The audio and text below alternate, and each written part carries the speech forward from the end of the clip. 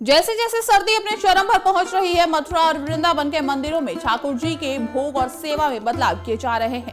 आराध्य देव को ठंड से बचाने के लिए सेवायत और भक्तगण विशेष इंतजाम कर रहे हैं। अब ठाकुर जी को गर्म तासीर वाले खाद्य पदार्थों का भोग लगाया जा रहा है और उनकी पोशाक से लेकर वातावरण तक हर पहलू को सर्दी के अनुकूल बनाया जा रहा है।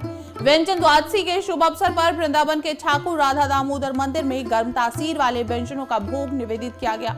सेवायत आचार्य कृष्ण बलराम गोस्वामी ने बताया कि इस मौसम में ठाकुर जी को मेवा युक्त खाद्य पदार्थ जैसे काजू, बादाम, पिस्ता, किशमिश, गज्जक और केसर का प्रसाद चढ़ाया जा रहा है। ये परंपरा न केवल भक्ति का प्रतीक है, बल्कि भक्तों की ये भावना है कि जैसे वे स्वयं ठंड से बचने के उपाय करते हैं, वैसे ही उनके आराध्य को भी पूरी देखभाल मिलनी चाहिए। सर्दी के मौसम में ठाकुर जी को न केवल विशेष भोग चढ़ाया जा रहा है, बल्कि उन्हें गर्म ऊनी वस्त्र, रजाई, कंबल भी पहनाए जा रहे हैं।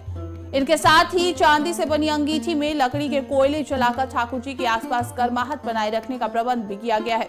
मंदिरों की नगरी वृंदावन में यह परंपरा कई सदियों से चली आ रही है। भक्तों का मानना है कि जैसे वे सर्दियों में अपने खान पान और जीवन शैली में बदलाव करते हैं, वैसे ही ठाकुर जी की सेवा में भी ये बदलाव आवश्यक है।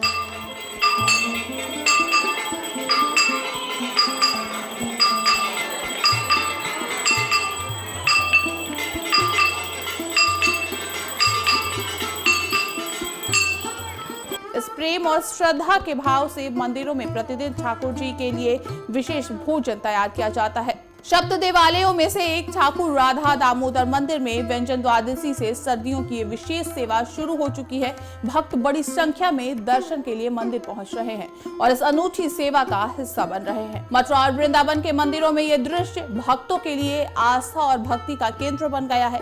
जैसे जैसे सर्दी बढ़ेगी, ठाकुर जी की सेवा में और अधिक गर्माहट और विशेषताओं का समावेश किया जाएगा।